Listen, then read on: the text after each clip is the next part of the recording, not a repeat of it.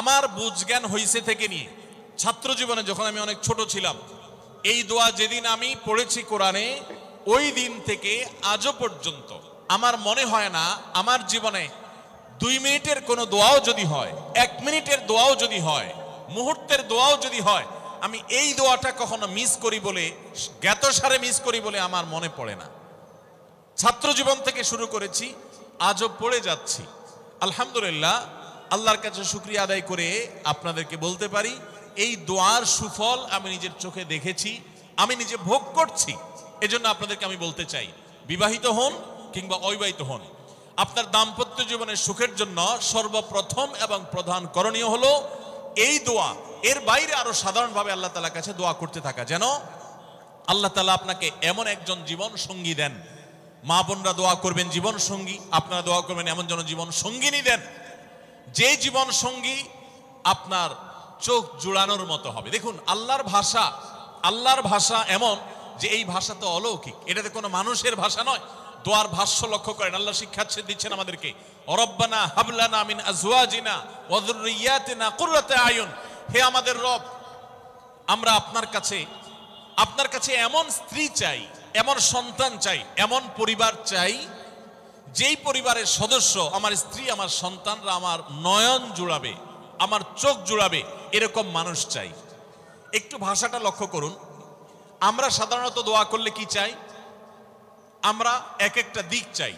ধরুন, আপনার স্ত্রী মাশাআল্লাহ অনেক সুন্দরী, অপূর্ব সুন্দরী, তিনি আল্লাহ তাআলা তাকে অনেক রূপ লাবণ্য দিয়েছেন, কিন্তু তার যদি চরিত্রটা খারাপ হয়, তাহলে এই স্ত্রীকে আপনার নয়ন জুড়াবে, চোখ জুড়াবে, চক্ষু শীতলকারী হবে? আপনার স্ত্রীর চরিত্রও ভালো, দেখতে শুনতেও মাশাআল্লাহ সুন্দর, কিন্তু পড়ালেখা নাই, বুদ্ধিশুদ্ধি নাই, একটু বেকুব কিসিমের, তাহলে কি আপনার চোখ জুড়াবে? ভালো লাগবে?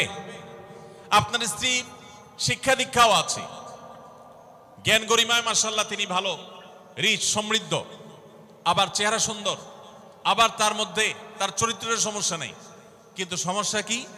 সমস্যা ধরুন তার ভিতরে এমন রোগ আছে, শারীরিক রোগ, যেই রোগের কারণে আপনার জন্য সেটা বড় কঠিন পরিস্থিতির মুখোমুখি হতে হয়। ধরুন দুরারোগ্য কোনো ব্যাধি আছে, মরণ ব্যাধি আছে, এমন কোন রোগ আছে যেটার কারণে আপনাকেও সাফার করতে হয়, তাহলে এই স্ত্রী কি আপনার চোখ জুড়াবে? ঠিক একই কথা স্বামীর ক্ষেত্রেও প্রযোজ্য, সন্তানের ক্ষেত্রেও প্রযোজ্য। আল্লাহ তাআলা এমন একটা শব্দ শিক্ষা দিয়েছেন, দেখুন, আল্লাহর কাছে চাইতেও জানতে হয়। উল্টাপাল্টা দোয়া করলে দোয়া পূরণ হয়ে যাবে, কবুল হয়ে যাবে, কিন্তু আপনার কাজ হবে না। অনেক যুবক আছে আল্লাহর কাছে দোয়া করে, আল্লাহ বেশি না, 1,05,000 টাকা চাই। অনেক যুবক লিখে দেয় আমাদেরকে, হুজুর দোয়া করবেন বেশি না, আমি আল্লাহর কাছে 1,05,000 টাকা চাই। আল্লাহরে টার্গেট দিয়ে দিছি, কত লাগবে? 5 লাখ। কেন? একটা বাইক কিনবে, যুবক মানুষ, রাস্তাঘাটে বাইক ছাড়া চললে ভালো লাগে না, একটা ভালো সেট কিনবে, না হলে ফেসবুক স্ট্যাটাস ভালো করে দেওয়া যায় না, ছবি তুলে দেওয়া যায় না। সাইফুল্লাহ ভাই ছবি তুলে দিতে বলছেন না, মাহফিলের ছবি তোলা যায় না। আর কিছু টাকা দিয়ে ছোটখাটো একটা দোকান কিছু একটা করবে, বিয়ে শাদীর ব্যবস্থা করবে, বাস, বেশি কিছু চাই না। তো আল্লাহ তাআলা 5 লাখ টাকা ধরেন আপনাকে দিয়ে দিল, সাথে একটা রোগও দিয়ে দিল, ওই রোগে খরচ হবে 6 লাখ।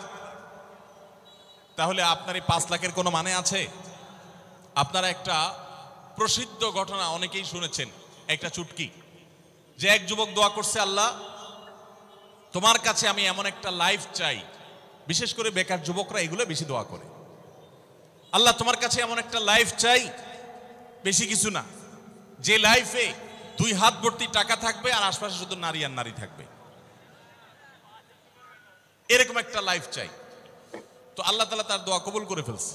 দোয়া কবুল করছেন কিভাবে? দোয়া কবুল করে তাকে আল্লাহ তাআলা এমন একটা বাসের কন্ট্রাক্টর বানিয়ে নিছেন, যে বাসটা হলো মহিলা বাস, চারপাশে শুধু নারী আর নারী, সব মানুষের, আর হাত ভর্তি টাকা আর টাকা সব বাস মালিকের।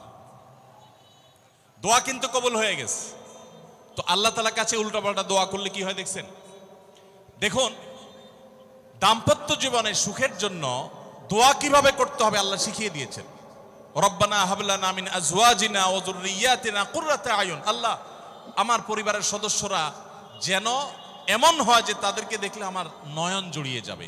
অর্থাৎ নয়ন জোড়াতে হলে সব দিক থেকে পারফেক্ট হতে হবে। সব দিক থেকে ভালো হতে হবে, তখনই তো দিল জুড়াবে। ওয়াজআলনা লিল মুত্তাকিনা ইমামা, আর আমাদের সবাইকে, গোটা পরিবারকে আপনি মুত্তাকিদের ইমাম বানায় দেন, সৎ মানুষ বানায় দেন। কারণ সৎ যদি না হয়, আল্লাহভীরু যদি না হয়, তাহলে কখনো তাদের মাধ্যমে আপনি সুখ শান্তি পেতে পারেন না। তাহলে প্রথম করণীয় দাম্পত্য জীবনের সুখের জন্য, সুখী দাম্পত্যের জন্য আল্লাহর কাছে দোয়া করতে থাকা। সূরা ফুরকানের ৭৪ নম্বর আয়াত, এর পাশাপাশি আরো যত আয়াত আছে, অথবা সাধারণভাবে আপনি আল্লাহর কাছে, আল্লাহ আমি ভালো সঙ্গী যেন পাই সেজন্য দোয়া করতে থাকবো। আল্লাহ আমাদেরকে তৌফিক দান করুন।